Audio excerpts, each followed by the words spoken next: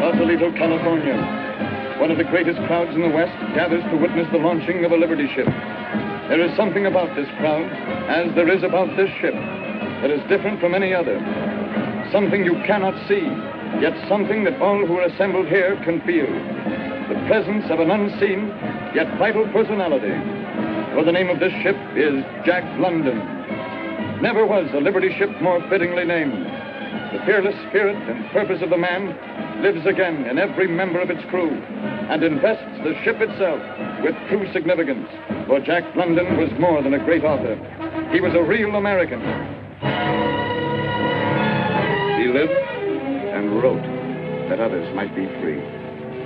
Free to read the truth. Free to right a wrong. Free to raise their voices on behalf of the welfare of their fellow men.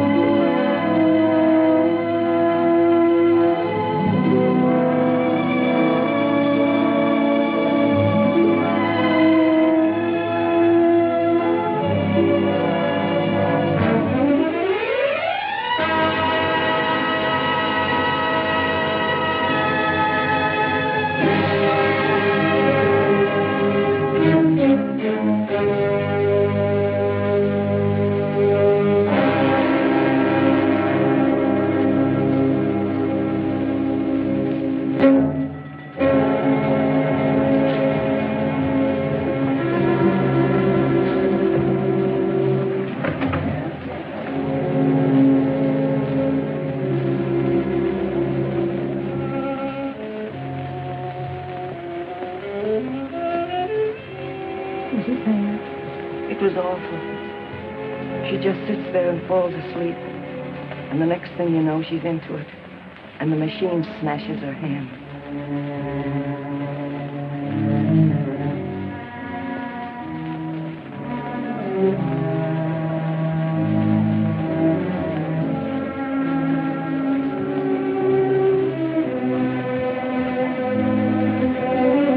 Come on, all of you. Everybody back to work.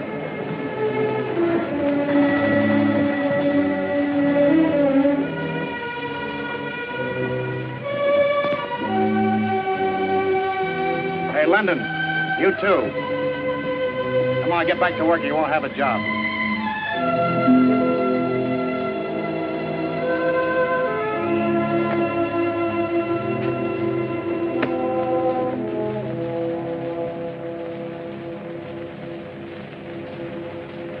It could have been my fingers just as easy as that girl's.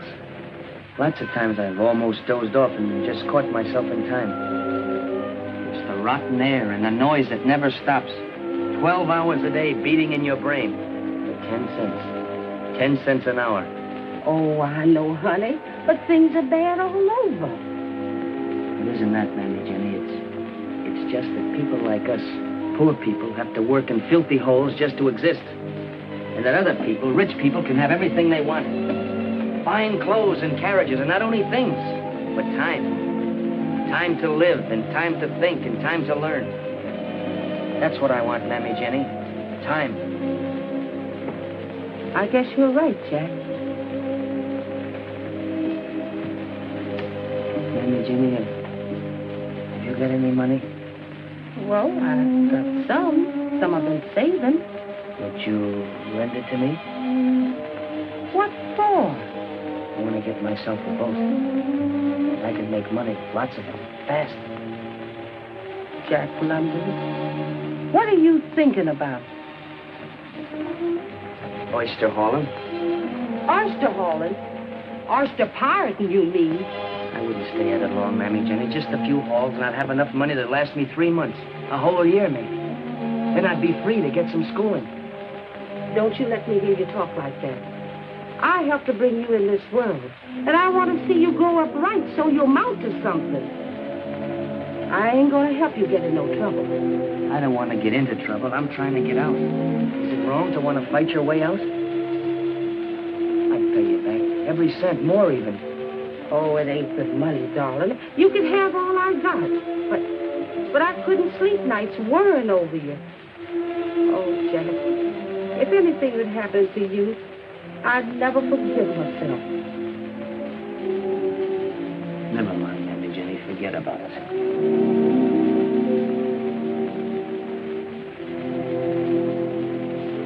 $170, $180, $200, $220, and 5 makes $225. And you get bargain move here. I tell you straight, I hate to give her up, but I got chance to buy bigger boat. I've had my eye on her for a long time. I've been a fool working in those jute mills and canning factories. Well, come on, let's wet down the deal, huh?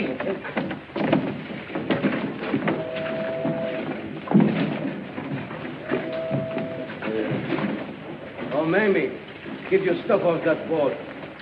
Meet me on the Reindeer.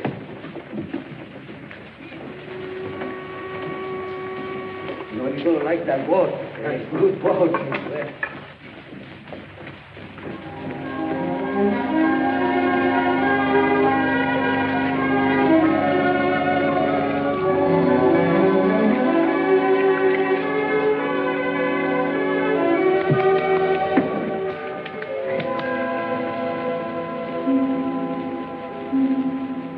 Hello. What are you doing here? Fell asleep below. You going in with French Frank? What's that got to do with you? Nothing.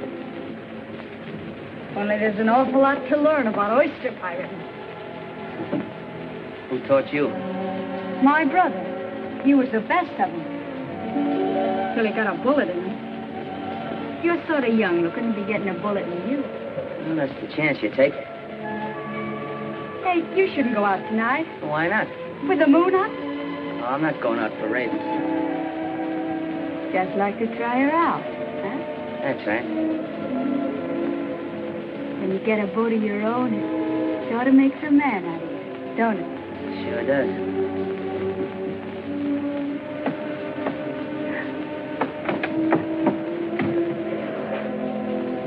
We got some sail patching to do. A rat must have got at this one.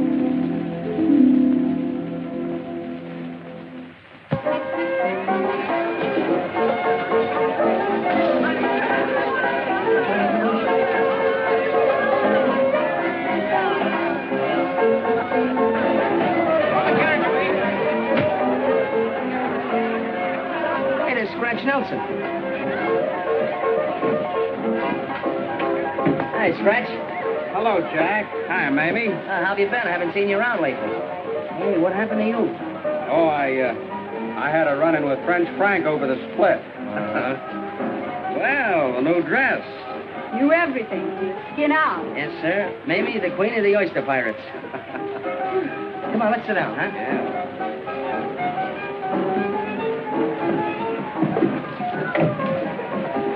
Hey, Jack, you know, I was just wondering, how's about me coming in with you? Why, sure, Scratch. We make enough for a three-way split. Be glad to have you. Only you better talk to my skipper here. Well, what do you say, Mamie? Sure. Why not? Then I'd have somebody to chew the fat with when Shakespeare is writing one of them yarns of his. Hey, Curly. Double drinks all around for my new partner. Coming up, Jack.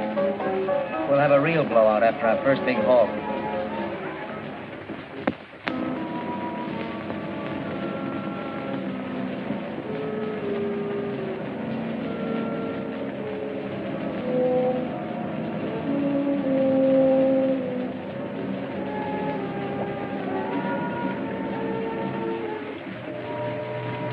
All right, Mamie, tie her up.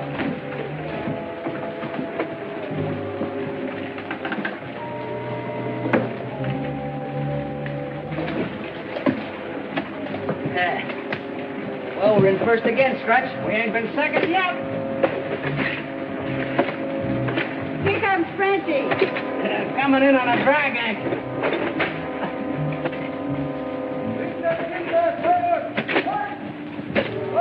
Come on, let's beat him to the market.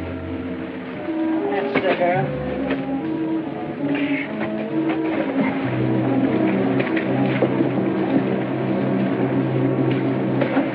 Keep up, boys. What do you think?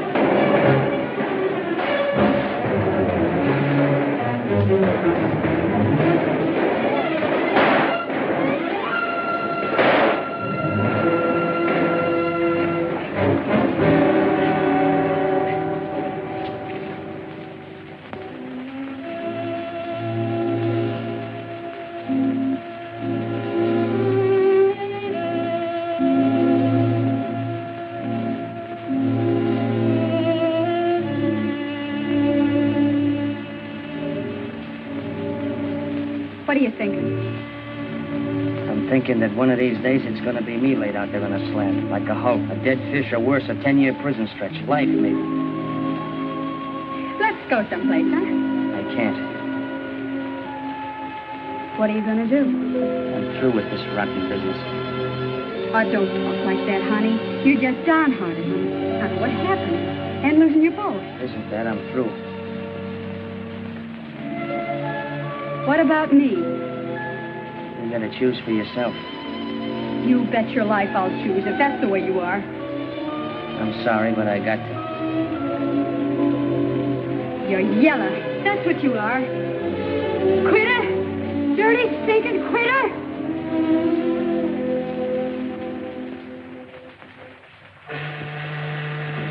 $30 monthly pound. Sign here and make your mark. $30 monthly pound. Sign here and make your mark. $30 monthly pound. Sign here. Well, Tom, old 48. Why, I thought you were back on that farm. I didn't make it. I'll make it this time, though, you bet. How long is this cruise? About 7 months. The Bering Sea. Well, that ain't so long. That's right, Tom. That's right. $30 a month and pound. Sign your name. $30 a month and pound. Sign here. Make your mark. $30 a month and pound. Sign here. Name? Jack London. Experience? Not very much, sir, but I'm a good sailor. What are you signing on for? Able-bodied seaman. All right. $30 a month and pound. Sign here and make your mark. He writes fine, just like a girl. $30 a month and pound. Sign here and make your mark. $30 a month and pound. Sign here and make your mark. $30 a month and pound. Sign here and make your mark. $30 a month. How soon do we sail, Captain? Oh, you're anxious to sail, eh? Sure am. You just can't wait to tangle with them seals, huh? Down the forecastle.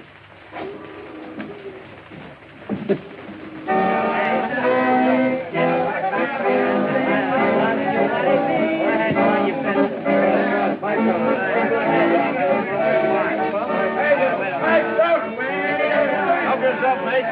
Everybody for yourself. Get up!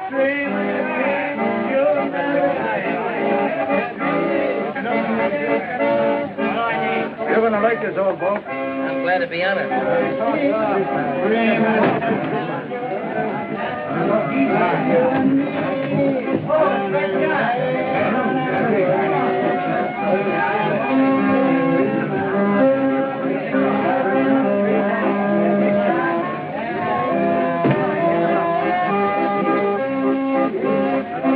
Hey, you! That's my bunk and that thing's for them. Those are my things in there now. Listen. I always want to bunk by the ladder. I'm not you, Flip. Go ahead. You move it. Maybe I'll bunk by the ladder next trip. Oh, shut up!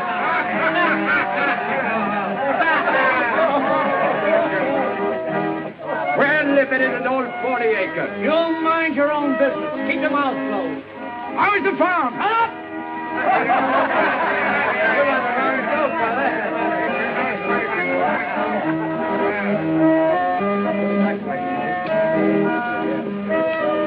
What's that, a Bible? No, but I got a Bible if you want one. What's this about, James? No, it's about man. Darwin's Origin of Species. For heaven's sake! Hey, mate! We got a professor aboard! Give me that book. You ain't gonna be selfish with your learning, are you? Give me that book. Hey, Vickers!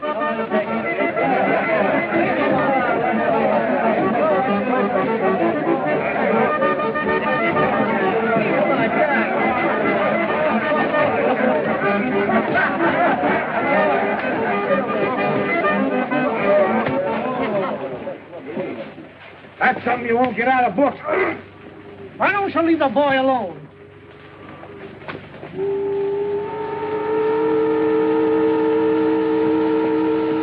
Let's finish the game. 300. 20. 30. Good. Dad.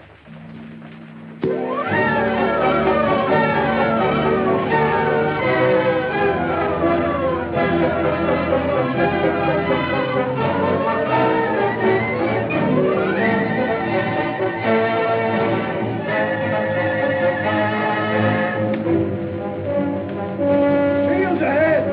Well away!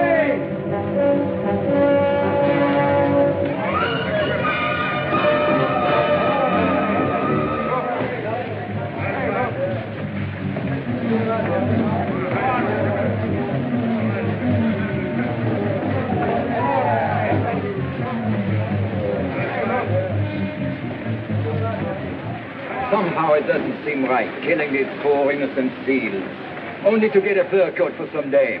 Yeah, who's doing it for dames? We're doing it for dough. You mean we're doing it for dough to put fur on, James? Right?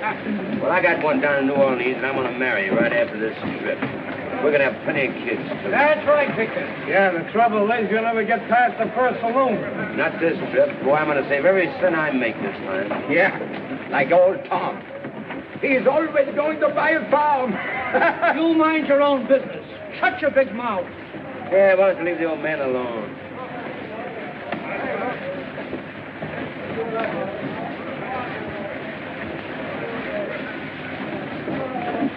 Hey, Victor, come here.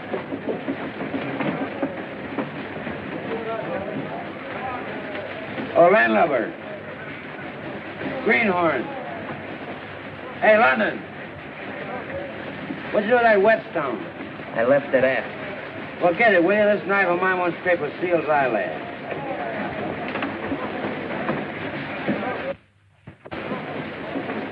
I'm going to slip a seal on Jack's bunk line. Don't nobody say nothing. We're going to have a rip-roaring time.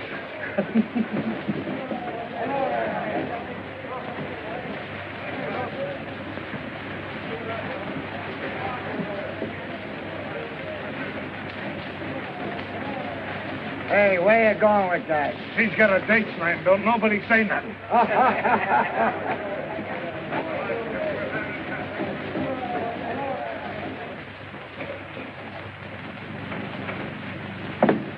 Pretty soon this dirty sealing business will be finished. Then we'll be heading for Yokohama. You ain't never been there, have you, Jack? And what's it like? Just imagine who was here with a flock of geisha girls swarming all around. Geisha girls, huh? Just like any other girl, only better in some respects. That sure sounds great. I wish it would happen soon. It'll be soon enough. You got an experience coming that you'll never forget. Never. Sure sounds wonderful.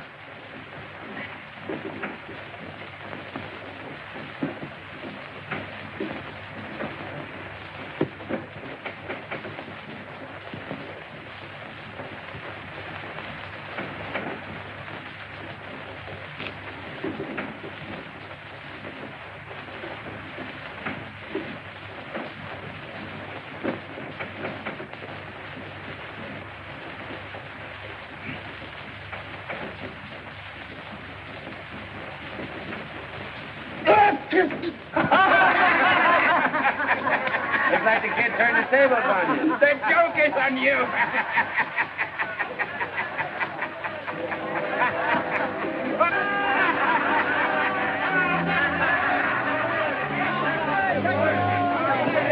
Jack! Better get out of here until he cools off.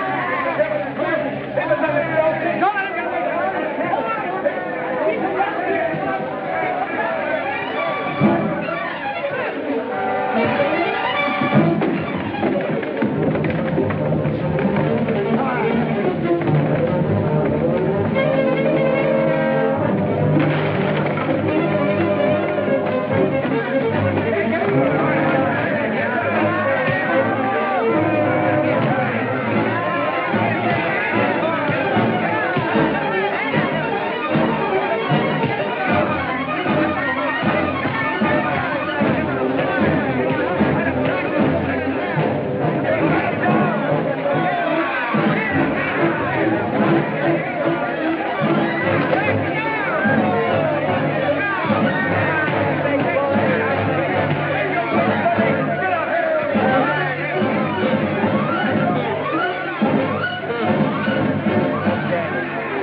Get up, Jack.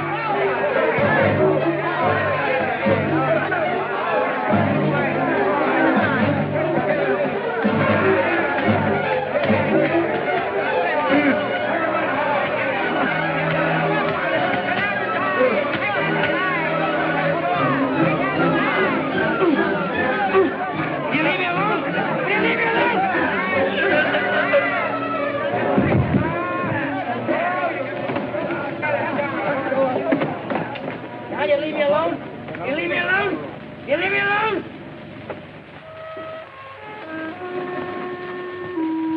Why don't you turn in and get some sleep? I just want to set something down. Not a man, but a beast. A wolf. A sea wolf. That's what we all are. But it's the sea that makes us that way, son. Cooped up here like a lot of animals, doing the same thing day after day, thinking the same things night after night. No wife, no kids, nothing. Just dreams.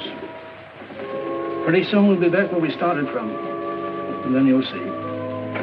The big pail will go in the night. And the dreams will go in the night, too.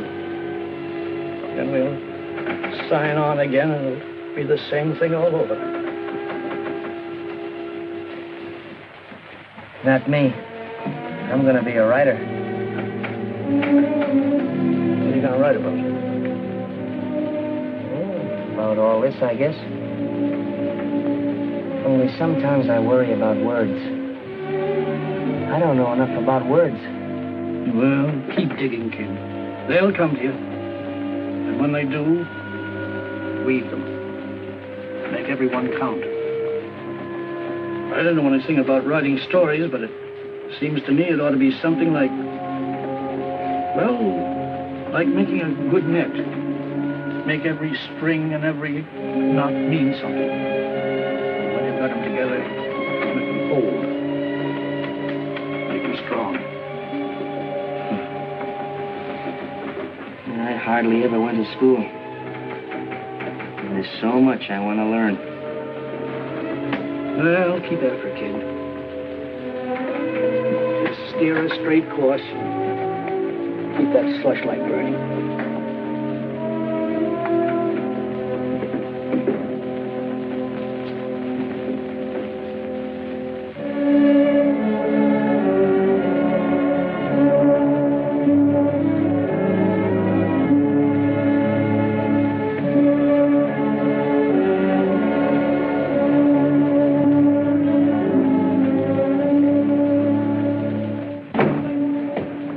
Good morning.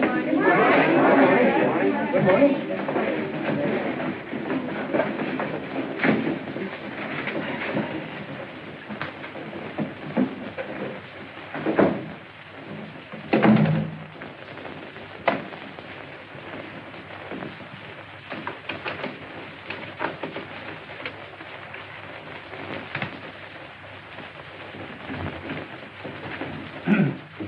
I I spent a pleasant evening going over your short story compositions.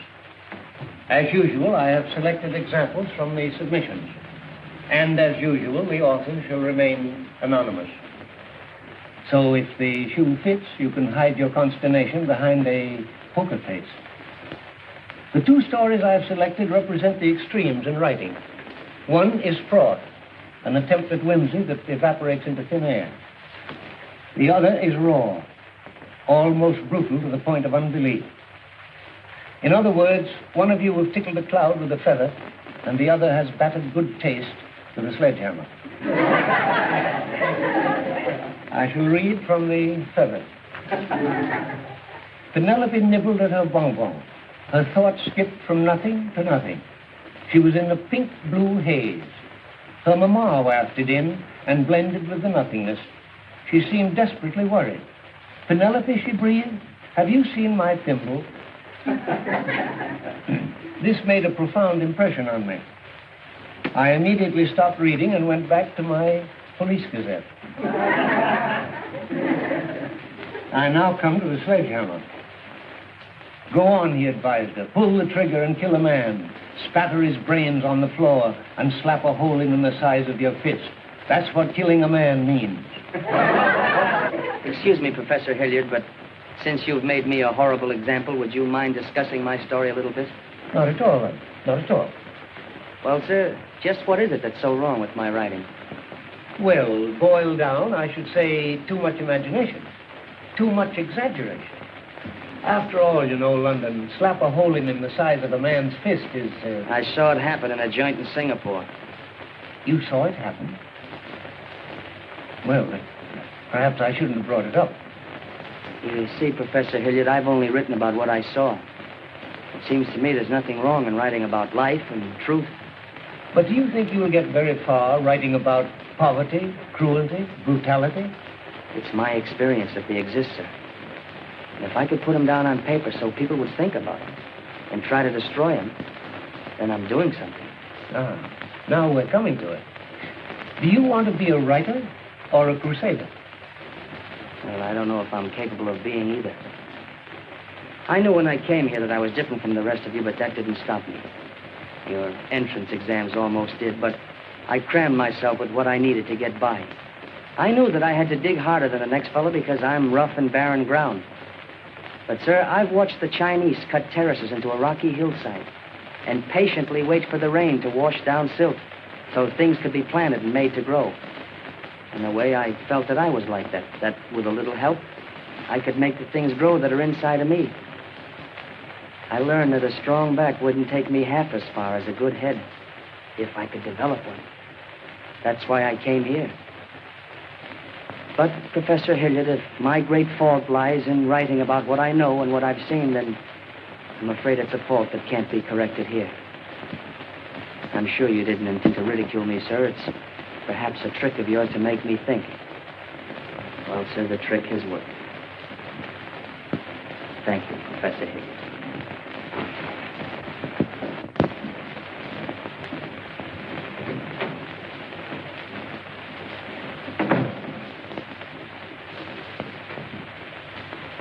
You have just witnessed an unusual display. Unusual in that we so seldom meet with it today. The uncommon thing called courage. I would suggest that the rest of you do not try to emulate it. It takes a lot of intestinal fortitude, for which Mr. London undoubtedly has another word.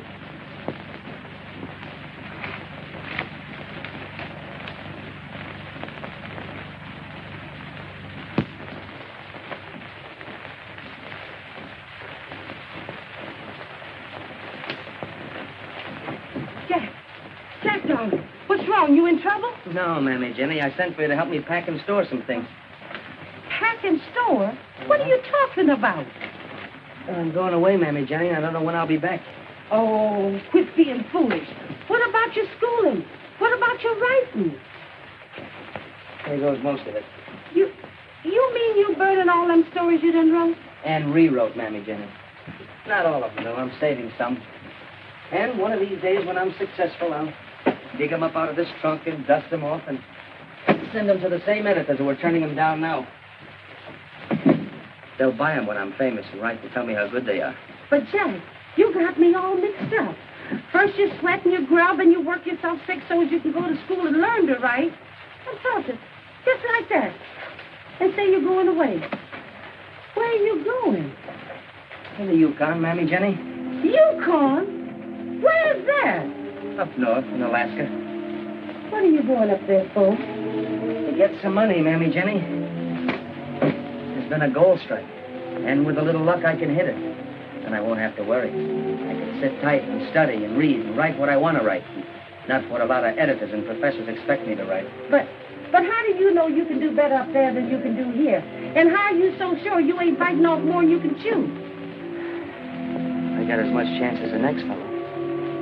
You don't understand, Mammy Jenny. I just can't stay around here and be cramped between the jaws of a vice. I've got to get out. I've got to get away.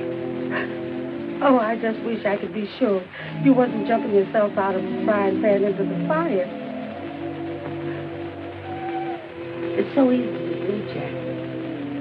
But there's very few people that can jump out of the fire back in the pan again. Nothing could be as bad as the fire that's burning inside of me now. It's trying to burn through. It's got to burn through. Someday, Mammy Jenny, maybe you'll know what I mean. Someday, maybe a lot of people will know what I mean.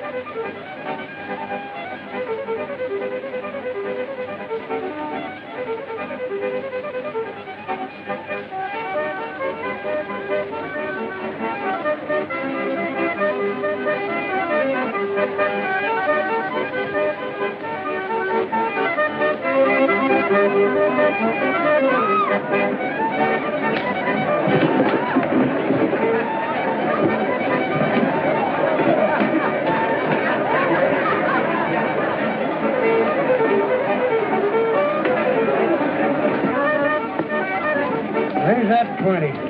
Make it 50 more.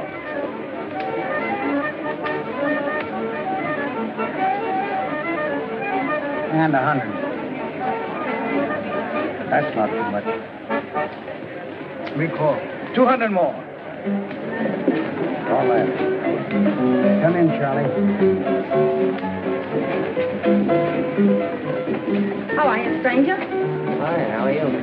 Finding home to your best gal? Well, just jotting down an idea. There's a sourdough over there biting his fool head off. It's all wrapped up in rabbit's feet. That's not Luke Lanigan. That's the end of the poker game, boys. Now get back to the bar and I'll buy it for all of you. Give me anything you want, Al. Get out the bar and I'll buy it. Hey, read it. I just want to claim worth $1 million. Imagine that time I was trying to bluff me out of a pair of deuces. Come on, baby, I'll buy you the joint. Oh, I'm busy. Can't you see? Well, don't give me that now.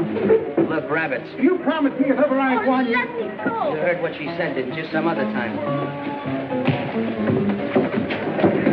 What happened? What did that Oh, it's a good thing I blocked that. Oh, what's the difference? Come on, I just made $1 million.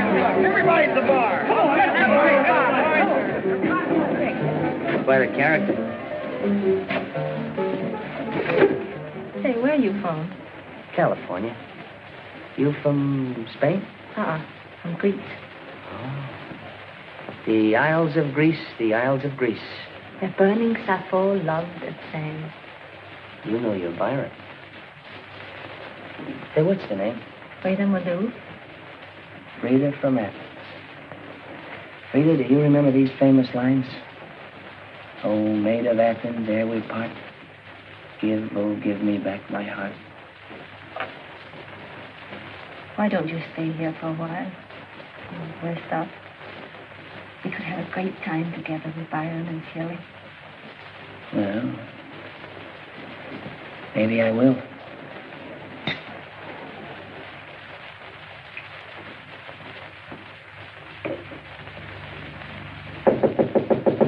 see who that is.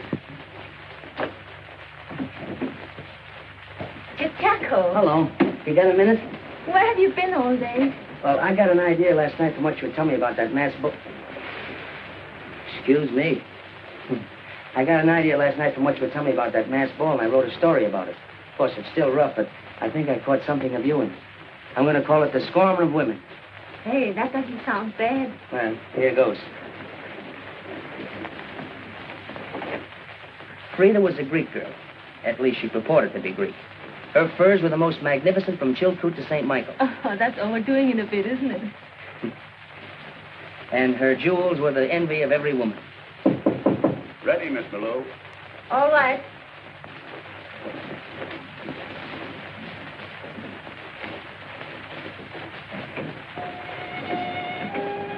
Are you going to come and hear my number? Sure. I want to fix this first.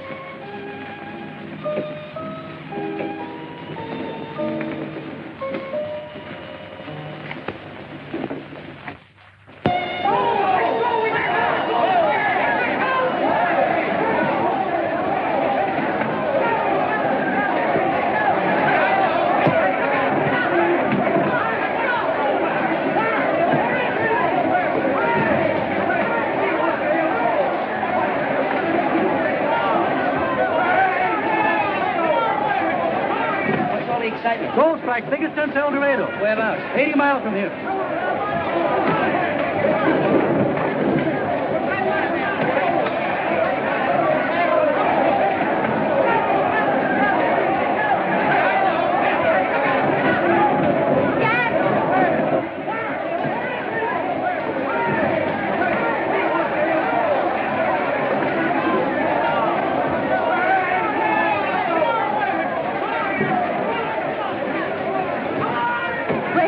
There's been a gold strike 80 miles north of here. Oh, but you're not going, are you?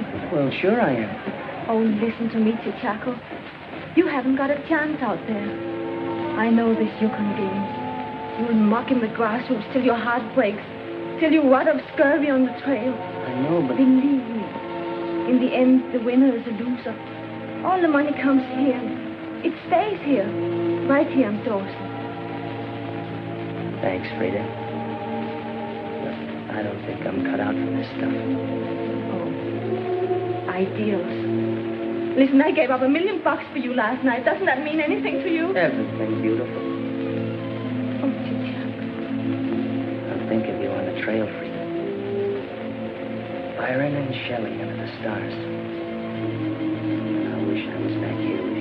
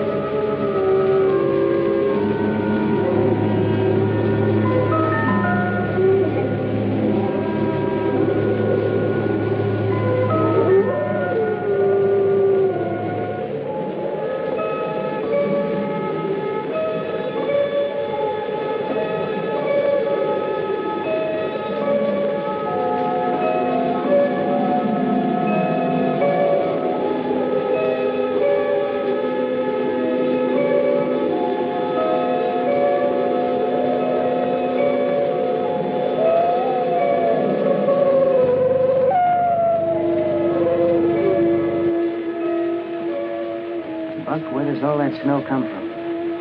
And why? Does snow a man in all winter? Keep him from his purpose? Frozen handcuffs. See, there's an idea for you. A man commits a crime, evades the police, and escapes to the Yukon. But gets snowed in. And spends the whole winter in solitary confinement. Oh, don't like it, huh? Not good.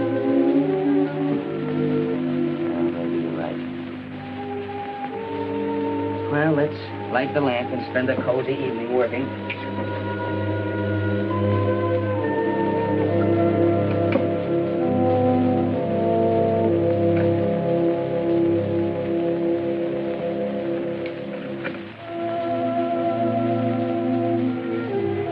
Now, if you're a good fellow, I'll let you in on the last 2 chapters I wrote. Remember where we left off last night? Right in the middle of the big fight. Well, listen to this. In vain, Buck strove to sink his teeth in the neck of the big white dog. Fang clashed fang, and lips were cut and bleeding. But Buck could not penetrate his enemy's guard. Time and time again, he tried for the snow-white throat, where life bubbled near to the surface. Where life bubbled near to the surface. Not a bad phrase, then. What do you say? Hey, you, Buck. Wake up. Aren't you even interested in hearing about yourself?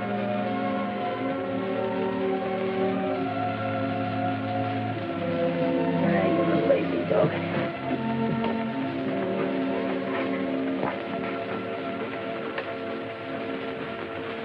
Say, where did you get that terrible scar?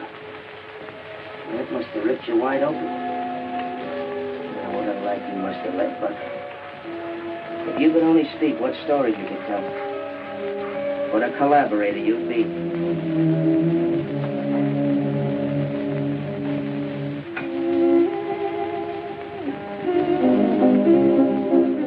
Thank you, Mr. Brett. There's only one little point, Mr. London. Well, I'm not awfully keen about. Oh? What's that? The title you've chosen. The Call of the Wild? Why, that's a wonderful title. It's the whole idea of the story, sir. I wouldn't change it for the world. A dog reverting to the primitive, just as a human being under hardship and brutality reverts to the wild. Well, it's your baby. I'm only the godfather. I'd like to change it for you, Mr. Brett, but that's its name. It was born that. All right, George. Thank you, sir. Well, shall we go? Sometime you must tell me how it was born. Writing like that doesn't come out of nowhere. It came out of the Yukon. And unless I miss my guess, it's going to mark a milestone in American letters. A story about a dog? A dog, huh? Here you are, Mr. Brett. Thank you, Jenny. That's what it's about, sir. It's about life. You said so yourself. It wouldn't surprise me if the critics hailed you as the Rudyard Kipling of this country. Kip? He's always been my idol. He was mine, too, until, well, quite recently.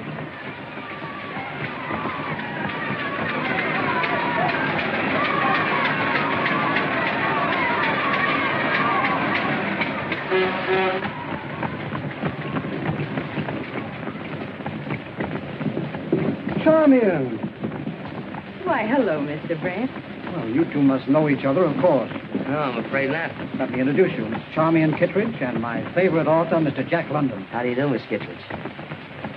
Oh, how do you do? I'll see you later, Mr. Brett. Well.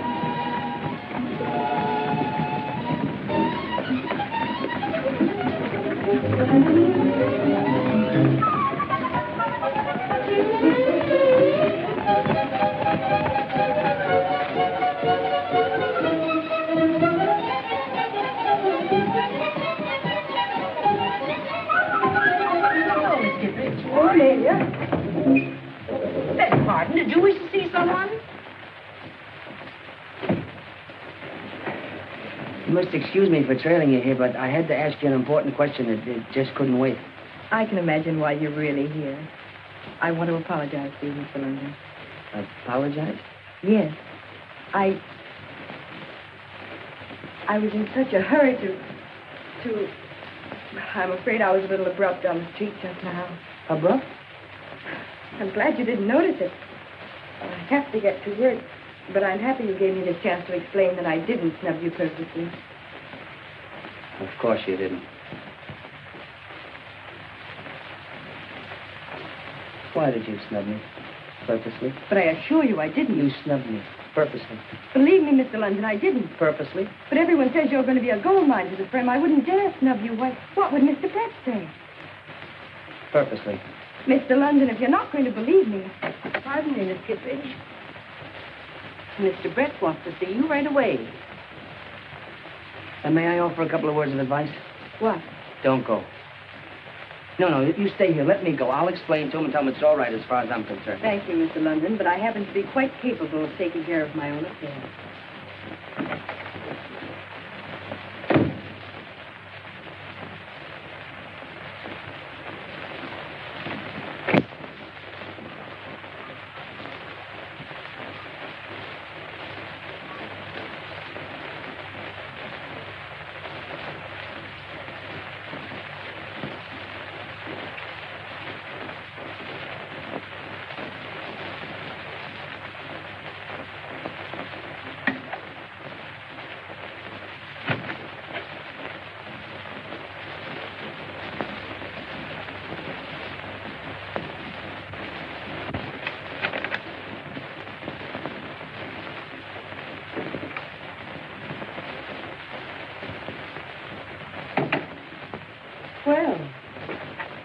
usually read what you find on other people's desks? I have no compunction about reading my own manuscripts. But I do wish you'd consult me before making additions. Additions? Yes, for instance. Once in 10,000 times, a manuscript appears from an unknown author, which is a masterpiece. The Call of the Wild by Jack London makes a reader's life worth living at last. Thank you, Miss Kittredge. P.S. Unless you want to lose your favorite reader, never introduce me to Mr. London. If he's anything like his book, my heart will stand still when I meet him. I wish you'd go. Did Mr. Brett rake you over the coals? No, it isn't, Mr. Brett. It isn't you. Maybe it's myself. I don't seem to know what I'm saying, do I? I guess I'm babbling. Mr. London, I assure you I'm not this sort of person at all. I don't know what kind of a person you are, Miss Kittredge, but I do know you're a person.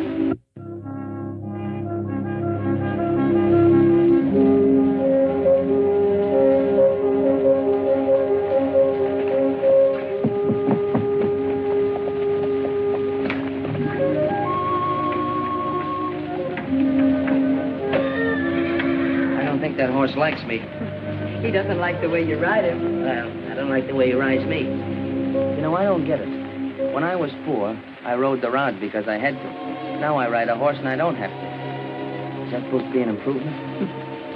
Well, Jack, it wouldn't matter if you were rich or poor, obscure or famous. You'll always be riding somewhere. You see, you just wrote the books. I read them. I think I know more about you than you know about yourself. You're not like other men. Well, that's not true. You should read the works of Jack London sometime and find out about yourself. No, an ordinary man is content to stay put, but you've got something in you that won't let you rest. Well, it's just that I hate traps. When I was young, I thought poverty was the only trap, and I swore I'd get out of it. Now I find that money can be just as much of a trap. Words can be a trap, too. Have you ever thought of all the people who have been caught and held by words like honor, duty, and love? You mean that you think love is a trap, too? No, I didn't mean that. I mean that... I understand. You're afraid for me, aren't you? You're afraid that I'll be the one to be caught in the trap. Oh, don't be foolish. I thought you understood about women. Don't you remember Frohman? Your own heroine and Daughter of the Snows. A girl who makes her own way, daring, courageous, loyal, and understanding. She loved a man without that terrible possessiveness. You're like that. I'd like to be. Charmian, when a man and woman meet who are meant for each other, it's like a ship, new launched, rushing to the sea. The sliding waves rebel, but neither sea nor ship hear them as they rush into each other's lives.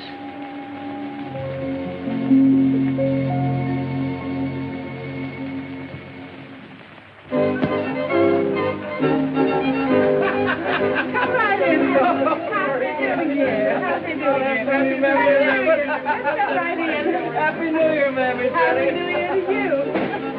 Here's a special Happy New Year for you, Mammy. Oh, thank you, Captain Allen. Thank you. But ain't you a little mixed up with Christmas? Oh, this is a different kind of Happy New Year, Mammy Jenny. It comes only once every 100 years. Happy New Century, you mean? That's right, yes. Oh, I can't wait to see what it got. Oh, that's beautiful, Captain Allen. Just beautiful. Now, if you're good, I'll be back with the maid to that in 100 years. Oh, no, sir, Captain Allen. In 100 years, we both going to be wearing golden slippers. I hope.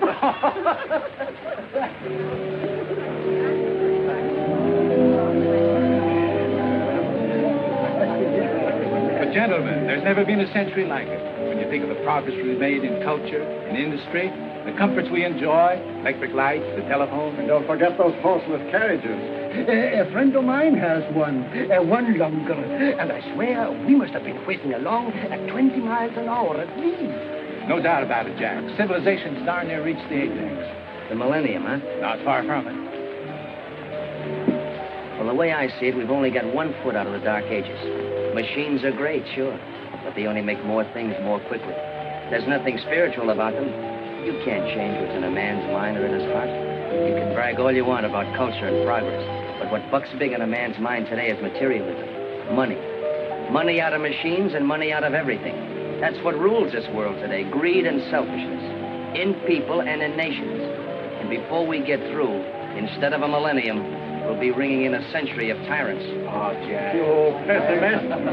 Right. Good evening, Mammy Jenny. Good evening, Mr. Brett. Happy New Year. Happy New Year to you. How do you do, Mr. Brett? Glad you could come. Hello, Jack. Jack, I took the privilege of bringing a friend of mine, Mr. Kerwin Maxwell. How do you do, Mr. Maxwell? London, I've been wanting very much to meet you. Oh, thank you, sir. Oh, I'll take those, Mammy Jenny. Now you can go back to your decorating. Yes, sir. You're having quite a shindig, aren't you? Yes, why don't you go in? You know everyone. Jack, Mr. Maxwell would like a word with you privately. Something rather interesting. Oh? You'll forgive my barging in on your party like this. That's quite all right, sir. Glad you could come. Sit down? That one? No, thank you, sir. I'll stick to these. What I want to talk to you about won't wait. Oh? What is it? How would you like to cover the Boer War for my paper? The Boer War? Yes. There's nothing I'd rather do, but I've never done any newspaper reporting, much less war reporting. Very modest, Mr. London, but I've read your stories. You have the gift of setting down what you see. That, in my opinion, is the quintessence of good reporting. Oh, thanks. Thanks very much. You'll have to leave immediately for London. From there, you go to South Africa. What do you say? I'd like to, but... Will you excuse me a moment?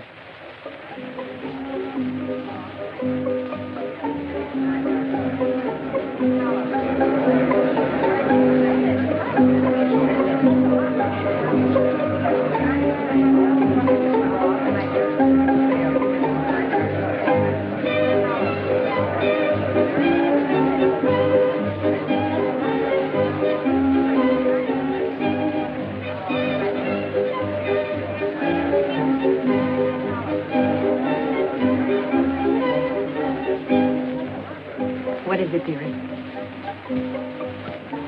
Well, it's quite a surprise. I hardly know how to tell you. Mr. Maxwell of the Globe has just made me a very flattering offer. Well, that's wonderful. Well, maybe it is, maybe it isn't. See, he wants me to leave right away for South Africa to cover the Boer War. What did you tell him? I didn't tell him anything. But you want to go, don't you? It's out of the question, of course, with me postponing all our plans. We'll have all our lives. This will be a great adventure for you. But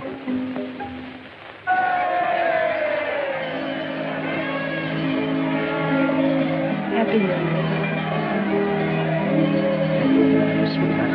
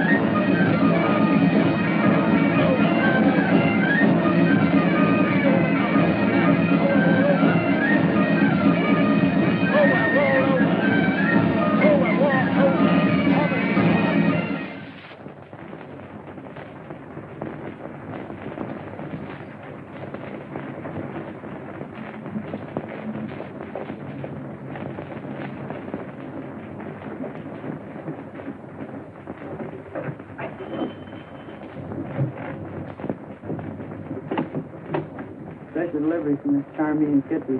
All right. Thank you, sir. Oh, Miss Charlie. Miss Charlie, here's a letter from Mr. Jack. Return address, Port Said. Oh,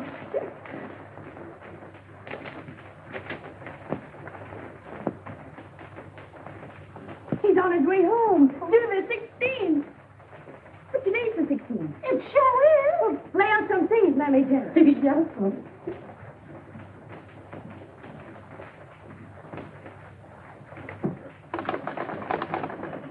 Mark it 9623, please. Canard line. Could you please tell me what time does the Cambria get in? Why, the Cambria docked 2 hours ago. Thank you.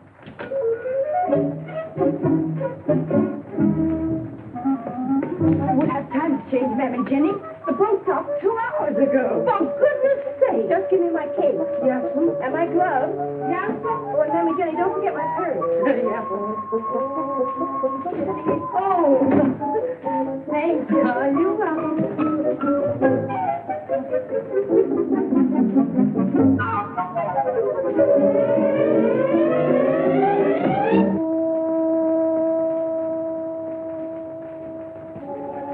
You're as lovely as I knew you'd be.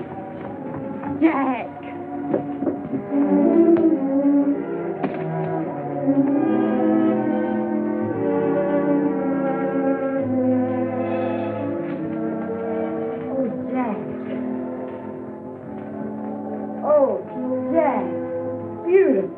I got that at a bazaar in Benares. To tell you the truth, I wasn't going to buy it, but you put up such an awful fuss. I. Everywhere I went, you were right there beside me. Now you really need. For keeps. Nothing will ever take me away from you again. Nothing, darling. You still want to marry me? Tomorrow? And tonight we celebrate.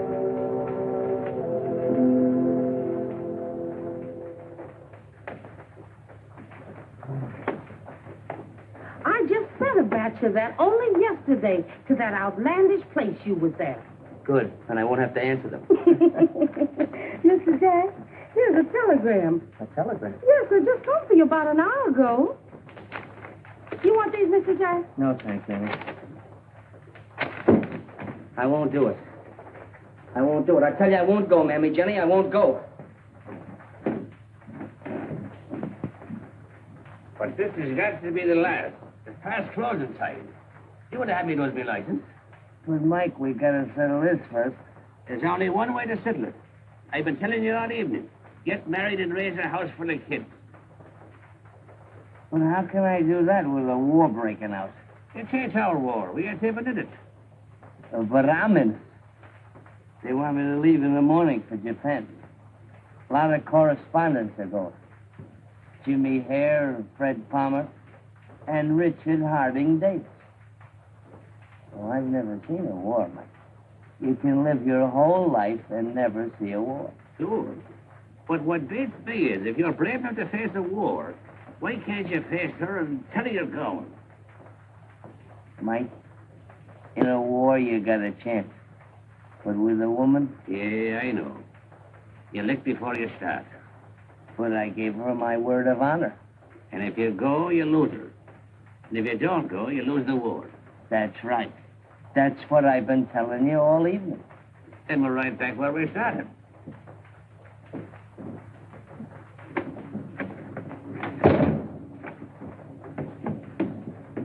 Night, Mike. Thanks. You've been a big help. Better stay home, Jack, and raise them kids. Now, don't start that again.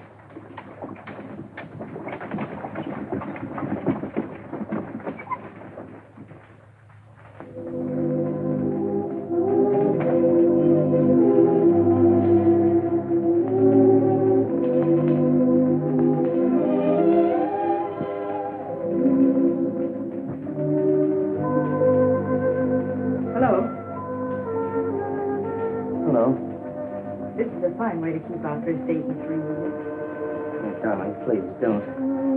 Could you? Well, I was detained. How? Where? Well, I received a telegram from Mr. Maxwell, and I had to go see him about it. Can you imagine? He wants me to leave for Japan. In the morning. Japan? Yes, there's a war breaking out with Russia. What did you tell him? Well, I told him no, of course. And did it take you until 2 o'clock in the morning to say no? Well, Maxwell's a funny fellow. He He can't take no like an ordinary person. He kept insisting that this is the chance of my lifetime. Wars are getting scarcer and scarcer.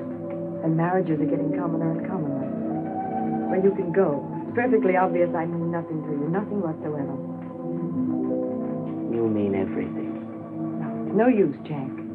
If you think I'm going to ruin my life for a man who's blown here and there by every wind of adventure, you're very much mistaken.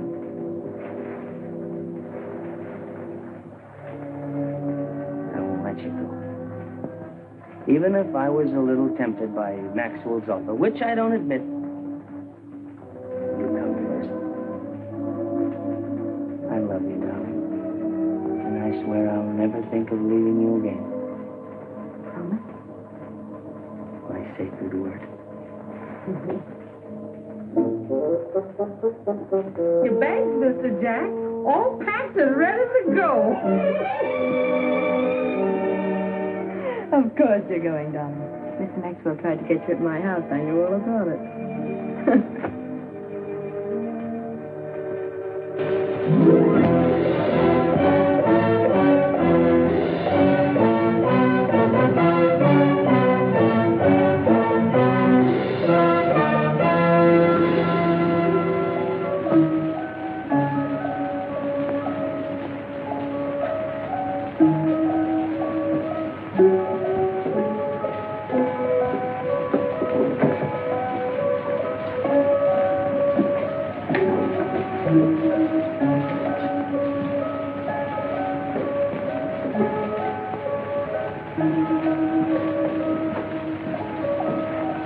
They're certainly breaking their necks to make us comfortable.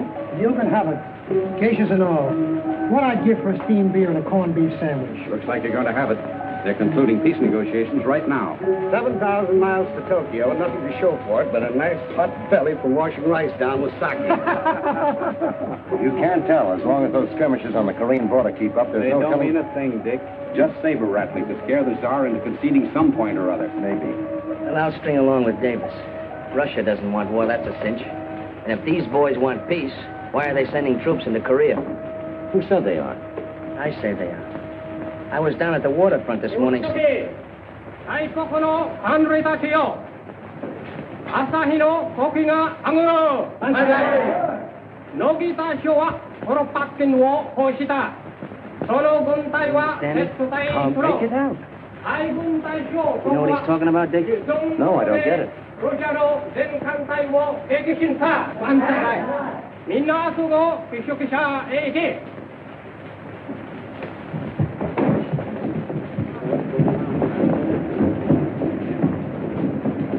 Say, just a minute.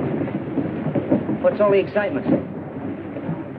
I have the pleasure to report that our honorable Navy has just sunk the Russian fleet at Port Arthur.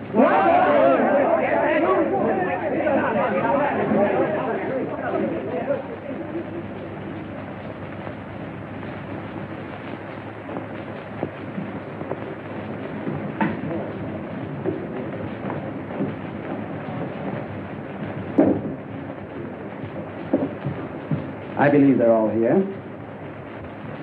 I deeply regret that I cannot grant your minister's request that you be allowed to go to the front at this time. Personally, I have no objection. But unfortunately, such permission must come from a higher official than I have the honor to be. However, I will use my humble persuasion in an effort to make your desires possible. We shall arrange a banquet where perhaps you will meet the official who can grant permission for you to go to Korea. A banquet won't bring us any closer to the front. We're all accredited correspondents, Mr. Hiroshi. All we want to do is get the news and get it back to our paper so the world will know what's going on. Sometimes it is not practical that the world know what is going on. If, for instance, the Russians would have known what was going on, there would have been no Port Arthur. We could not have dealt what you call in your country the first punch. You're a little mixed up, aren't you? You mean sneak punch. The idioms of your country are so quaint, young man. I'm sorry. There's nothing I can do at the moment.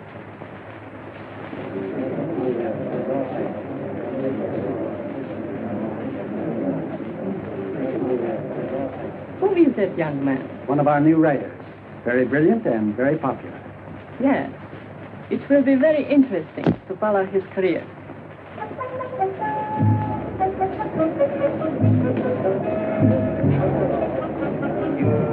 Hey, Dick, what are we going to do about this? Well, there's no use of arguing about it.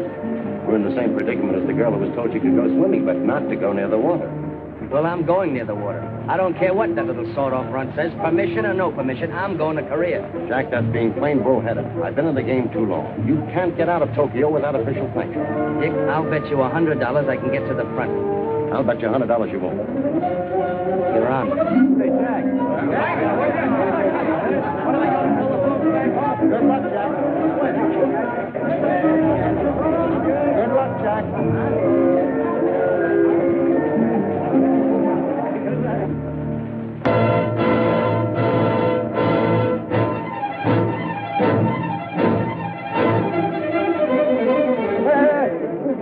Here, you take a lot of money. I want to go on the boat. You want to go across the yellow sea. Hey, you take a lot of money. See, plenty of money. Here, you have the money, huh? Across the yellow sea, huh? What? Hot?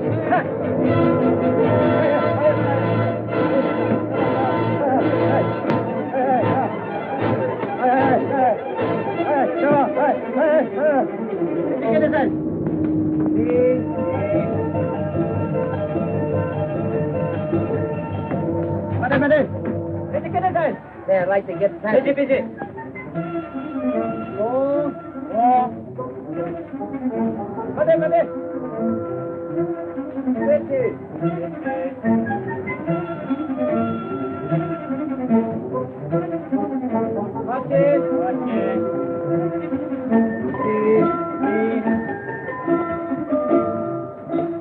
Look, I'd like to get passage. I want those sampans across the Yellow Sea. No can do. I pay plenty money. Then no go.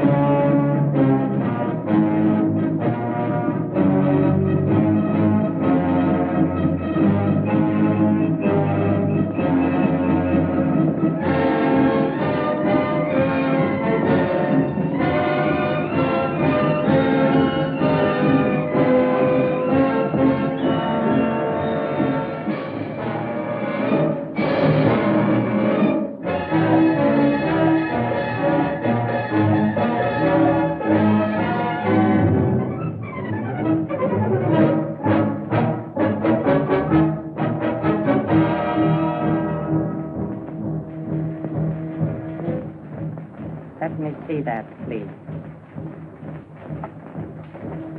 I'm an American war correspondent. Yes, but this is a forbidden zone, and pictures sometimes fall into the wrong hands. Wonderful. Very fast lens, I imagine. Let me congratulate you. Let me congratulate you on your knowledge of my language. You must have spent some time in America. Yes, although I learned my English at Oxford. I am Captain Tanaka. Glad to know you, Captain. My name is Jack London. Oh, I've read some of your books. Very good, too. Oh, thank you very much. Now you know I'm not a spy. Where are you going? To the front, if I can persuade someone to give me permission. Perhaps I can arrange it. Meanwhile, it will be a great honor to have you as my guest. Come along.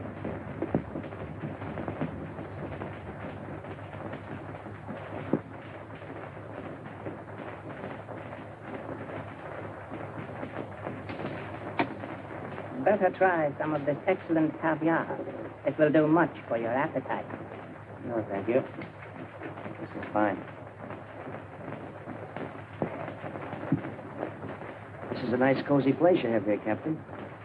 I believe in comfort, Mr. London. Especially when our enemies are gracious enough to possess good taste. As we go deeper toward Russia, I expect to add to my collection. Is this part of your collection? No, Mr. London. This is a game we've devised, which has become very popular in my country. We call it Sinonde. Sinonde? Literally, that means patience. But you might even call it destiny. Now, this little contrivance here, I call Yongencha, the prophet, since it foreshadows coming events. Interesting, is it not? Yes, very interesting, Captain.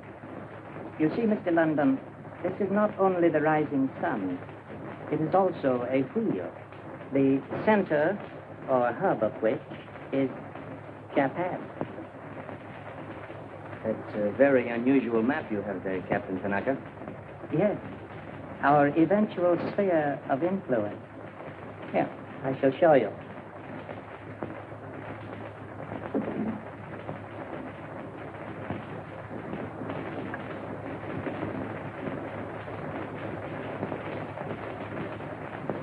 You will note that the spokes radiate in all directions from the hub from which they naturally emanate, and to which, perforce, they must converge. Now, if you will be good enough to watch the map, I shall explain more fully.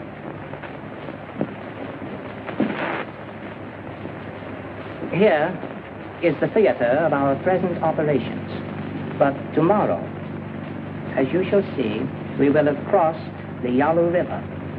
And soon we'll have all of Korea. A stepping stone to Manchuria. Manchuria?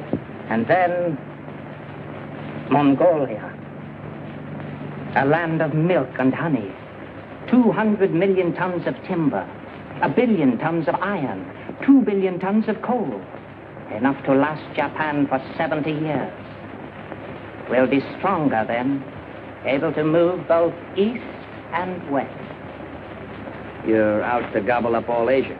Oh, yes. Though not at once. First, we must conquer China.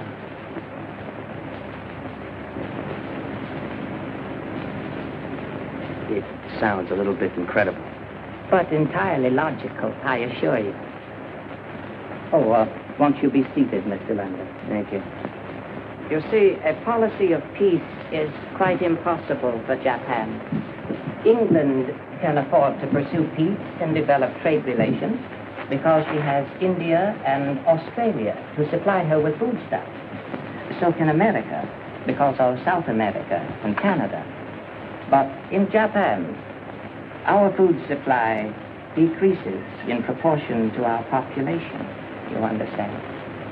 If we merely hope to develop trade, we shall be defeated by England and America. In the end, we will get nothing. That is a mathematical certainty. We've got to control China. But in order to control China, we will have to crush your country and England. That may take many years, of course. 50, 100 perhaps. But it has all been carefully planned, scientifically.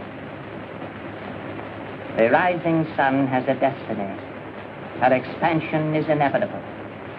This, the taking of Korea, is only the first step, the first act of the drama. But the play is on. The curtain is up. And it will ring down, you'll see, upon a Japanese world. Why are you telling me all this? Why not? You'll not believe it.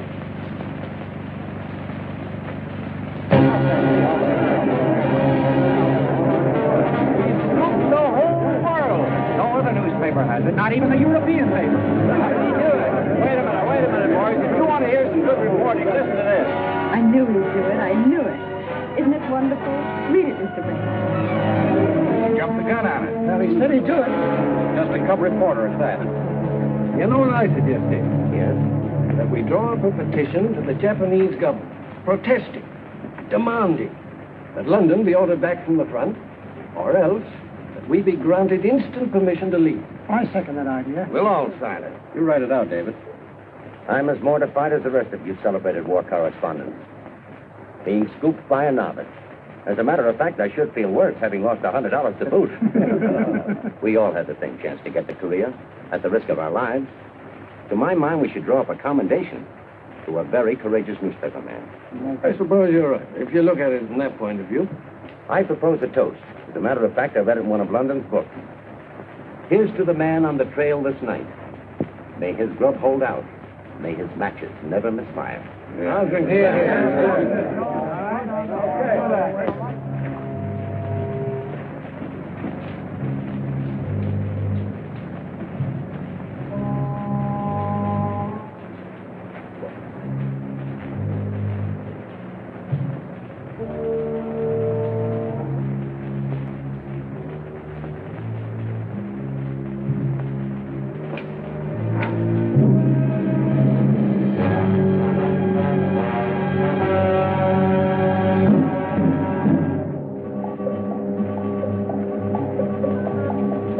Under arrest. What for? Nothing.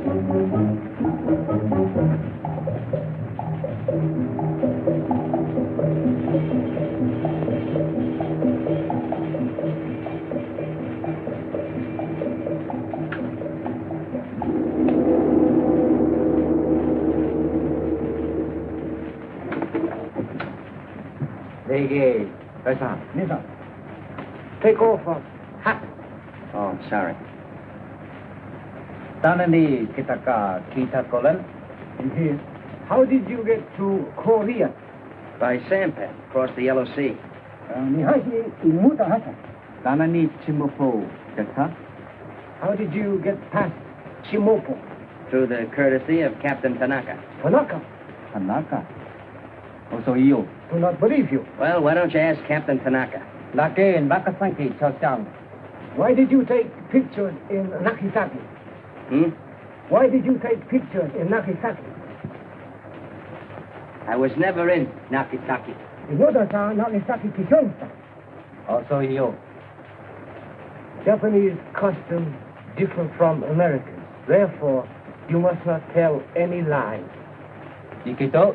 Yes. General, it's all true. Good, good. You stay in the jail. Hey, now, wait a minute. You can't do this. I'm gonna...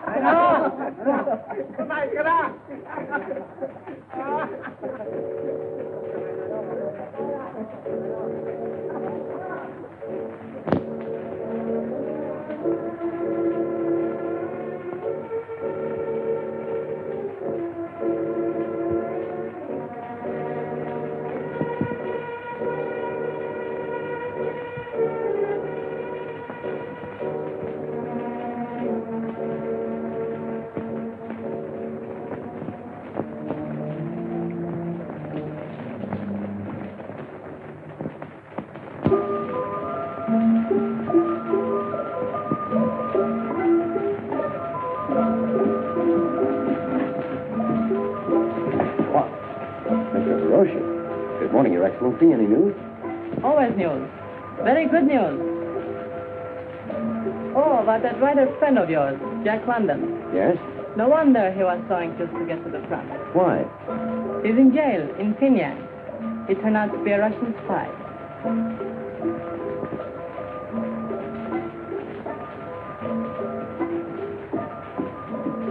Table blank, please.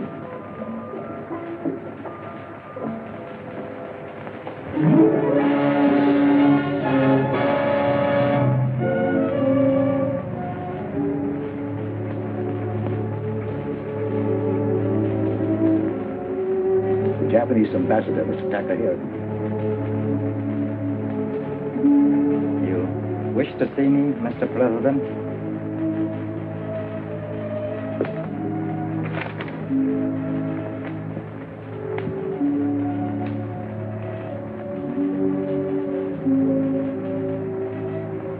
Kindly inform your Mikado that I demand the immediate release of Mr. Jack London. I'll convey your suggestion, Mr. President.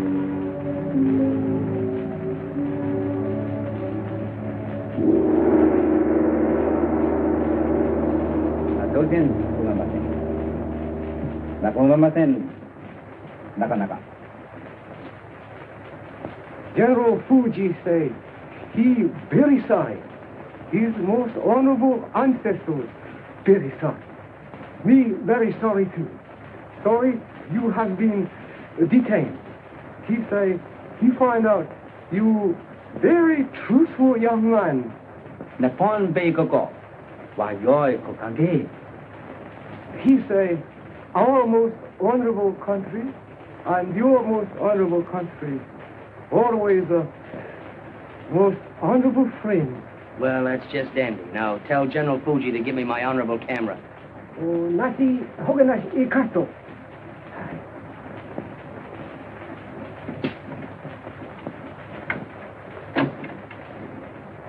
Arigato. Naka.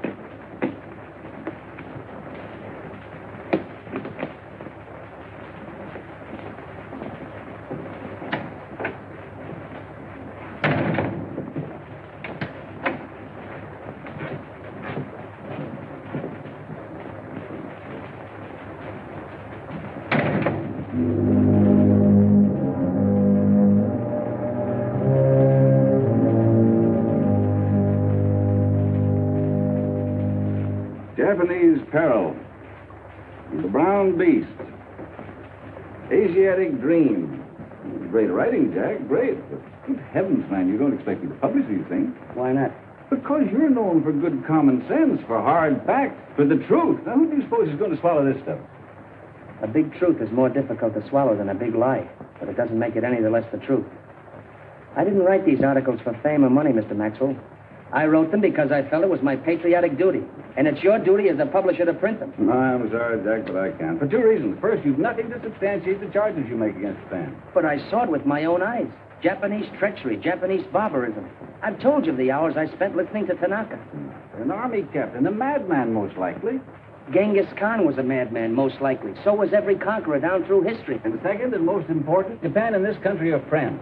Japan is one of this country's best customers. We do billions of dollars worth of business with her, and you insult her at every turn. Well, look, you say here the Japanese race has embarked on a course of conquest, the goal of which no man knows. That's right. And here, again, the headmen of Japan are dreaming ambitiously, in the Napoleonic dream. I say more. What happened at Port Arthur will happen again someday. Will happen here to us. When the Japs beat the Russians, they conquered the white man for the first time in history, and they mean to go on conquering them. Someday the white man's dream bubble of peace with Japan will be punctured. But one country at least won't be surprised. That country will be Russia. She was wakened from her dream. We're still dreaming. Dreaming. Why, Jack, you're cuckoo. Those sawed-off little runts from their papier-mâché island, why, we could lick them with one hand tied behind us. Mr. Maxwell, if Jack feels so strongly... Don't argue with him, Charmian. I'll get this stuff published. I'll yell it from the rooftops. Come along, dear. All right, you old firebrand. But nobody will believe you. No reason. It's not the truth he's worried about. I proved that to him. It's money. $2 billion worth of business. Sure. Lull yourself to sleep, then your little brown customer sneaks up and slits your throat. And he says they won't believe me. Maybe they won't believe me. poor self believe. Darling, everything you write, everything you say rings with truth. It's real and honest. It's you. It's the spirit of Jack London. You're that part of me. I knew it when I first met you. I knew what I told you.